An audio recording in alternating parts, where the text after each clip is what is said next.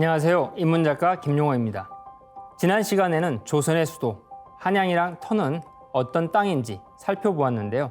오늘은 한양 도성이 설계될 때 어떠한 음양 오행 철학이 기반이 되었는지 성문을 예시로 살펴보겠습니다. 오행은 각각 다른 상태 혹은 운동을 상징합니다. 오행은 현실 세계에서 5가지 색상으로 상징되며 공간으로는 5 방위를 가리킵니다. 여기에서 오행은 물리적인 방향이나 색상에서 머물지 않고 사람들 중심에 들어와 함께 살아가기 위한 덕성으로 표현됩니다. 오행 중 수 자리에는 지혜를 뜻하는 지를 배치하고 목은 생명을 낳는 자유로움을 의미하는 인을, 화는 무질서하게 분열 확산하는 듯 싶지만 내재된 질서를 의미하는 예라는 덕목을 배치하고 금이란 차갑고 매정해 보이는 자연 흐름 속에 내재된 올바름과 의로움을 뜻하는 의를, 그리고 토에는 모든 것을 화합시키고 조화시킬 수 있는 신뢰 혹은 믿음을 의미하는 신을 배치합니다. 사통팔달 또는 사방팔방이란 말을 들어보셨죠? 동서남북 사방으로 팔방위를 기운이나 사람과 물자가 소통하는 모양새를 의미합니다. 사통팔달 또는 사방팔방이란 말에도 음양 오행 질서가 바탕에 있는데요. 먼저 사방 또는 사통이 가리키는 방향에 4개 대문을 만들었습니다. 사방위에 부합하는 사대문, 북쪽 숙정문, 동쪽 흥인지문, 남쪽 숭례문, 서쪽 돈이문 4개의 대문을 만들어 사방위로 통하게 만들고, 그리고 각 사이 방위에 4개 소문을 더해서 동북방의 홍화문, 동남방의 광희문, 서북의 창의문, 서남의 소동문을 만들어 8방위로 통하게 만들었습니다. 이를 철학적 개념으로 말하면 구궁팔풍이라고 합니다. 임금님이 거하는 궁을 기준으로 삼고 사방 팔방으로 기운, 사람, 물자가 왕성하게 소통하고 교류하기를 바라는 염원을 담아 한양 도성 성문들을 배치합니다. 그렇게 배치된 8개 문을 중심으로 성벽을 쌓고 중앙에 보신각을 세웠는데요. 인의 예지신에 해당되는 글자가 각기 이름에 들어갑니다. 인의 정신을 일으킨다는 흥인지문, 의로움을 실천하는 데 부지런히 힘쓰라는 의미의 돈의문, 예를 높이자는 의미의 숭례문, 다만 북쪽 숙정문만 지혜로울 지자를 사용하지 않았습니다. 본래 맑은 청이란 글자를 써서 북방 수에 걸맞게 숙청문이라 하였으나 연산군 시절에 숙청문을 막고 새 문을 만들었습니다. 이 문이 현재 숙정문입니다. 지난 시간 음양 오행 풍수지리 관점에서 한양 도성이 사방위를 상징하는 현무, 백호, 청룡, 주작을 지리와 연결지어 이야기해 보았습니다. 그런데 음양 오행이라고 하면 5방위, 그러면 신비한 동물도 5이 되어야 하는데요. 지금까지 4가지 동물만 일컬어 사신이라고 했습니다. 사방위와 함께 중앙까지 합해서 5방위이니 당연히 5신이 맞지 않을까요? 고구려 벽화를 살펴보면 사방위 4벽면에 사신도가 그려져 있고 천정에 황룡까지 더해서 5방위 신이 완성됩니다. 흥미로운 사실을 말씀드리면 상고시대에는 중앙에 황룡이 아닌 황색 곰이 자리했습니다. 이 때문인지 대한제국 고종 광무 황제께서 사용하신 의장기 중에도 황문기가 따로 있습니다. 오래전에 작고한 민속학자 조자용의 전시회에서 흥미로운 자료가 소개됐던 적이 있습니다. 중앙 자리에 왕도깨비가 배치된 자료였습니다.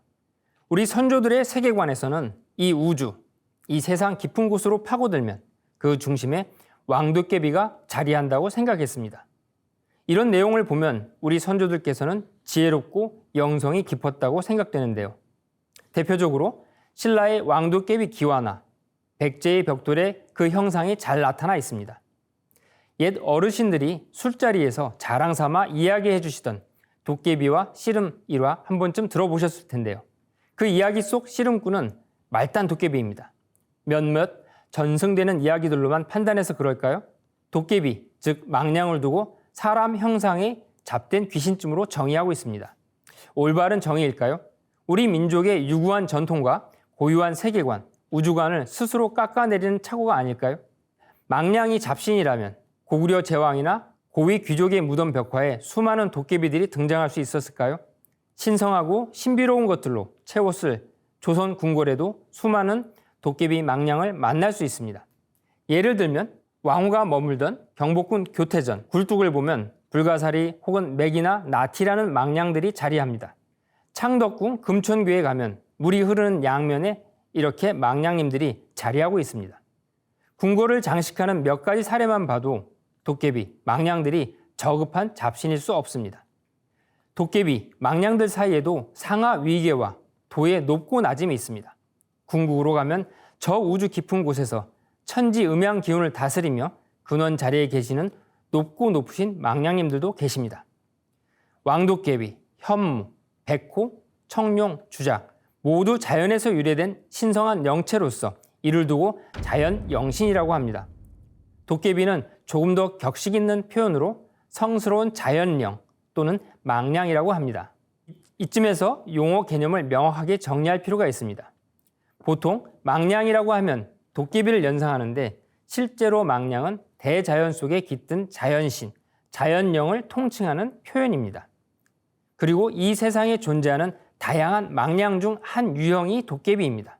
그러나 지금은 이를 명확하게 구분하지 않고 쓰고 있지요. 망냥이란 도깨비보다 더 큰 개념이라고 생각하시면 좋을 듯합니다. 덧붙여 말씀드리면 주작, 현무, 청룡, 백호도 망냥입니다. 사람이 도를 닦고 공부에 정진하여 깨달음에 이르면 열반에 들고 신선이 될 수 있으며 돈독한 신앙을 지키며 세상을 위해 봉사하면 성인도 될 수 있다고 합니다. 사람의 힘만으로는 절대 부족합니다. 예로부터 도깨비는 도통의 신입니다. 깨달음을 얻고 깊은 경지에 이르기 위해서는 반드시 천지에 가득한 망냥님들의 손길과 도움이 있어야 합니다. 그래서 수많은 힌두 사원이나 불교 사찰 또는 유적에는 항상 도깨비 형상들이 등장합니다. 힌두교의 키리티 무카가 대표적인 예입니다. 유럽도 예외가 아닙니다. 오래된 도시나 성당에서 도깨비를 심심치 않게 만나게 됩니다. 유럽에서 도깨비는 보통 그린맨이라고 하는데요. 피터팬이나 헐크 같은 캐릭터도 그 유래가 그린맨입니다. 동방신선학교 수행법을 같이 하시면 우주 저 깊은 곳에서 천지 음양을 다스리시는 삼신 망냥님들과 세상 중심, 우주 중심 자리에 계시는 도깨비님, 용과 봉황, 현무와 백호 등 망냥님들을 직접 만날 수 있습니다. 이 방송과 함께 수행하시는 모든 분들이 천지 망냥님들과 함께하는 경이로운 순간들을 체험하시고 지구한 경지에 이르시기를 기원합니다.